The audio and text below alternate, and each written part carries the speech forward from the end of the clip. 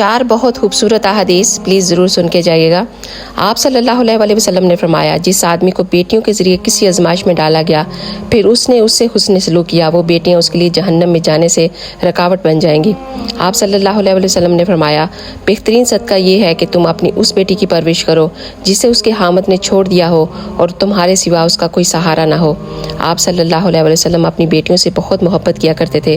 روایت میں ہے کہ آپ کی بیٹی سیدہ فاطمہ جب آپ کے ہاں آتی تو آپ ان کے استقبال کے لیے کھڑے ہو جاتے، ان کا ہاتھ پکڑتے اور انہیں چومتے، پھر انہیں اپنی جگہ پر بٹھا لیتے۔ آپ صلی اللہ علیہ وسلم نے فرمایا، کبھی میں نماز شروع کرتا، میرا ارادہ ہوتا کہ نماز لمبی کروں، مگر کسی بچے کے رونے کی آواز سنائی دے جاتی تو میں اپنی نماز کو مختصر کر دیتا، کیونکہ مجھے معلوم ہے کہ اس کے رونے سے اس کی ماں کو سخت پریشانی ہوتی ہے۔ سبحان اللہ۔ اگر آپ کو یہ حدیث مبارکہ اچھی لگی ہو تو ایک دفعہ شیئر کر کے ضرور جائیے گا۔ جزاک اللہ خیر۔